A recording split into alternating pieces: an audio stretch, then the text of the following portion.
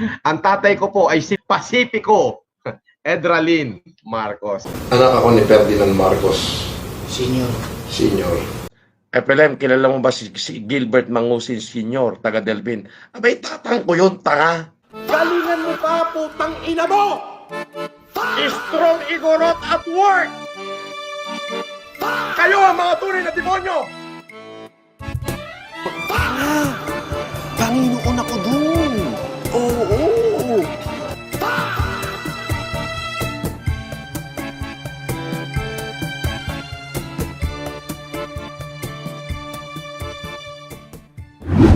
Ang tatay ko po ay si P. Marcos. P. Paking. Pacifico Edralin Marcos. Sige, Nay, continue mo yung yung paano kayo nagkakilala ni, ni tatay ni Ano lang po kasi, nagtatrabaho ko sa Maynila, doon ko po nakilala. Madalas po kasi nagkakasalubong kami, para bong sinasadya. Talagang, ibig sabihin nagsimula lang po yun. Tapos, at naidlab ako, bata pa po kasi ako siya noon, mga 50 na siguro po yun. Saan po yun? Saan yung na lugar? Sa Manila? Dito lang po sa Pasay.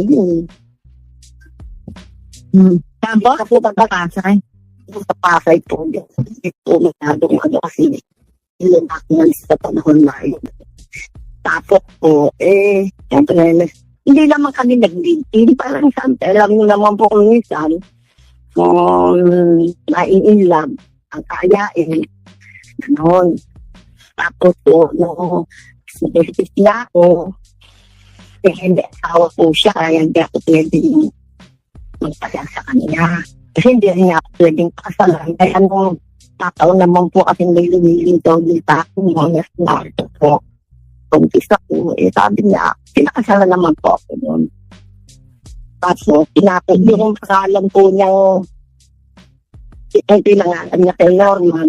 Ay, sa bagay nung nanganak po kasi ako, wala siya, kaya hindi naman napirmahan ng asawa ko yung birth certificate. Ako pa rin ang tinanong ng doktor na kung anong pangalan niya. Kaya ako pong nagbigay ng pangalan niya kanya na Norman Antonio Musin. Pero ang tanda po siya ng asawa ko.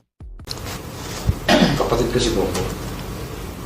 Pero ang pumirma ng birth certificate ko si Pacifico Edralin Marcos. Yung kapatid. Si Momo, kapatid mo. Anak ako ni Ferdinand Marcos Senior. Senior. Kay Doña Remedios Carino Antonio. Yung prinsesa ng Cordillera. Bakit bossing na Ang pumirma ng birth certificate ko si Pacifico. ibig sabihin sa firma lang siya? Pero sa biological father, Si Ferdinand Marcos. si Ferdinand Marcos. Kaya pumakoy. Ang tatay ko. Kaya ganyan ako katapag.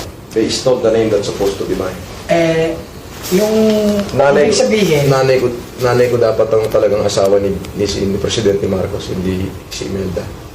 Si Don Isabelo Antonio, asawa ni Doña Maria Carino. Ang anak nila, si Doña Remedios Carino Antonio, yung aking ina. Si Don Mariano Marcos, mahirap lang yan. Tauhan niya ng Don Isabelo Antonio. Si Doña Josepa Edralin, ang talagang may pera. Magkukumadro yan. Kasundo sila na dapat ang unang anak na panganay na lalaki ni Don Mariano at ni Doña Josepa ikakasal sa unang anak na panganay ni Don Isabelo Antonio at saka ni Doña Maria Carino. Si Doña Maria Carino, kapatid ni Mateo Carino, yung chief plane ng buong Cordillera. Yung tinatawag na meron tayo sa ating konstitusyon na Mateo Carino Doctrine. Meron tayo yan. Kahit itype mo sa Google, Mateo Carino Doctrine. Pag sinabing doctrine, batas sa Republika ng Pilipinas. Meron. Makikita mo sa Google yan. Mateo Carino Doctrine. Nag-aaral ang nanay ko sa UP. Pag-graduate na, University of Baguio. Si Ferdinand Marcos, Speaker of the House. Nagkaroon ng Miss Manila. si Imelda yun Miss Manila. Nagalaw ni Makoy si Imelda. Hanggang sa binlockmail na ng Romualdez si Marcos. lumuhod si Ferdinand Marcos. Kaya pala, ano, Pakinggan mo muna kasi. Lumuhod si Ferdinand Marcos sa lolo ko, sa Lolo Belo. Tinawag ni Lolo Belo si Berong Bulag. Yung Berong Bulag, yun yung pinaka-leader ng Balaha. Tauhan ng Lolo Jose, ng Lolo Belo. Lumuhod si Ferdinand Marcos kay Lolo Belo. Ang sabi niya, Amang, when I undertook the experiment, I know I had to pay the price. Kasi nag-experiment siya kay Melde. Tinira niya si Melde. Ngayon, kasalan na. Nabigla yung mga Antonio at Carino. Puro mandirigma yan. Si Doña Maria Carino, brad, may-ari ng buong Cordillera yan. Ay, katabi ng Cordillera, Ilocos Norte. Oo, sasabi lang yan. Magkatabi lang yan. Pagbaba mo ng bundok, Ilocos na. Kapag ng Ilocos yan. Magkumadre yung lola ko at saka si Doña Josefa Edrali. Kaya pala Tandali. Sige. Yan mo matapos. Ngayon, sabi ni Marcos Lumod yan, Amang, when I undertook the experiment, I know I had to pay the price. But it should not to be Imelda who pays such a price. Kasi ang order ni Lolo Belo, pakayin lahat ng Romualdez hanggang third degree generation. Yun ang order ni Isabelo Antonio, ni Don Isabelo Antonio. Ang in-order niya, si Berong Bulag. Na pelikula yung pangalan Berong Bulag. Si Anthony Alonso ang gumanap, yung pinakamatigas na guerrilla sa buong Pilipinas. Berong Bulag yung parang pirata. Bulag ang isang matanong. Oo, yung parang pirata. Oo. Si Berong Bulag. Ngayon, sabi ng lolo ko, sige, patatawarin kita, pero dapat matupad ang kasunduan. Kailangan magkaroon tayo ng anak ni Rene at ayoko isilang ang apo ko na walang kinikilala ka. So, nagpakasal na si Imelda at saka si Ferdinand. Nagkaanak na sila. Tatlo. Si Mama nun, ayaw na makipagkita kay Efe. Ayaw niya naman. Eh, wala siya magawa kasunduan. So, nagpunta sila ng Belgium.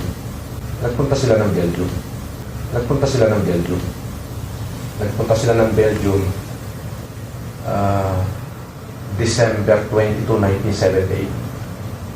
Kung hindi ako nagkakamali. Saan pa rin? 1978, December 22, 1978. Nagpunta sila ng Belgium. Doon ako bilo. January, umuwi na si Makoy sa Pilipinas. March, umuwi na mami ko. December 2019 na 1979. Eksakto, siyang nagwan. Tapos kung sinilang ako, ang pumirma sa birth certificate ko, si Pacifico Edralin Marcos. Bakit hindi si Marcos? Hindi pwede, Brad. Masisira ang pamilya, Brad. So at least, dala-dala ko pa rin yung apelido Marcos. Ngayon, kaya pumutok yung balita dyan na anak daw ako sa labas. Pero ang birth certificate ko, paano nga sa labas? Eh, Pacifico yan. Yun ang pinikilala ko naman. Ngayon, minsan marami kumukwestiyon. Eh, bakit sila nung anak din ng Pacifico? Yan. Pero no question naman. Ganyan akong katigas. Kaya pala. Ngayon, dahil sa sobrang hinanakit ko noong 2008, sobrang hinanakit ko, nagwawala ako sa Ilocos. Buhay pa yung tiyahin ko si Cortuna. Siya lang ang umahabol sa akin. Sabi niya, tita, they stole the name that's supposed to be mine eh. Ako dapat yan eh. Francis, ano pa bang problema mo? They had the name, you had the gold. You have me. Mahal kita eh. Kaya pag nasa ospital, yun, ako lang ang pinapagtawag. Kaya paborito pala. Pero yan, hanggang tayo na lang naaralan yan. Tapos na yan. Basta, ang alam nyo, ako, Marcos, tapos. Yun na yun. Pwede mong dalhin. Hindi, pero Wala na kasing illegitimate child niyan, Brad. wala na nga lang sa bagong batas. Wala na. Dati may illegitimate. Ngayon, pwede mo nang dalhin eh. Yung apelyido sa bagong posisyon. Mga pangyarihan. Puta, ako yung dugo na tumubo sa Edralin, Marcos, Carino at Antonio. Ganong kabangis ang dugo ko, puro mga dato. Alam mo, wala ako ni isang dugo niyan. Kaya nga, boss. Nanay niya nagsilang sa akin, Yama. Pero kahit yung ina na nagsilang sa akin, wala akong dugo nun. Alam mo ba yun? Yes, boss. Naiintindihan ko. Paano? Sige, paano nangyari yun? Dahil, Sinilang ako ni Nanang Remy, pero wala akong dugo niya. Paano nangyari yun? kasi nga, pinaampun ka doon. Baby ka pa lang. Siya nga ang nagsilang sa akin. Ipinanganak niya ako. Pinanganak ka niya pero wala kang dugo? Yes, wala akong dugo niya. Paano nangyari yun, boss? Yun. Paano nangyari yan? Yung similya ng nanay ko at saka ng tatay ko, ibinaon sa kanya. Okay. Dahil hindi na pwede mga nakamami ko. Matanda na. Kumbaga, yung in-inject, parang kay Labelo. Ganun. Ganun. Pwede ba yan? Pwede yun, boss. Kay Vicky Bello, ganun yung ginawa sa anak niya eh. Inano sa ibang babae. Yung in-inject doon sa ibang babae. Kasi, Pwede pala mangyari yan. pwede yun. Pero hindi, yan nanang ko. Yan ang nagsilang sa akin eh. Boss, FLM, kilala mo ba si Gilbert Mangusin Sr., taga Delvin? Abay, tatang ko yun, tanga. Asawa ng nanang ko yun eh. Ang hindi ko lang talaga maintindihan, sir, kasi yung Norman Mangusin, hanggang grade 5 ako galit ko po yun eh. Galit ko talaga, kaya hindi ko ma-deny. Talagang lumaki ako, tatay ko si Gilbert Mangusin. Tatay ko si Gilbert Mangusin. Tatay ko si Gilbert Mangusin. Pero nung 17 na ako, nanay ko naman na nagpalit ng pangalan, hindi naman ako. Anak ako ni Ferdinand Marcos Senior. Senior. Kung sino po ako ngayon, yan po ay dahilan sa aking nanay, sa aking ina. Nagkataon po na yung aking ina ay inspired sa mga mabubuting gawa ng dating Pangulong Ferdinand Marcos at ng dating First Lady Imelda Romualdez Marcos. So yung aking ina, masyado siyang inspired do sa kagalingan ng First Family. Siguro nangangarap yung nanay ko na baka maging katulad ko si Presidente. Pasipiko yan. Yun ang kinikilala ko naman. Ngayon, minsan marami kumukwestiyon. Bakit sila nonong anak din ng Pasipiko? Bakit sila nonong anak din ng Pasipiko? Bakit sila nonong anak din ng Pasipiko? Pero no question naman. Hindi po. Hindi po ako anak ni Presidente Marcos. Pasipiko ho ang tatay ko. Nag-iisang anak lang ang Mariano Marcos. Pasipiko ho ang tatay ko. Nag-iisang anak lang ang Mariano Marcos. Pasipiko ho ang tatay ko. Nag-iisang anak lang ang Mariano Marcos.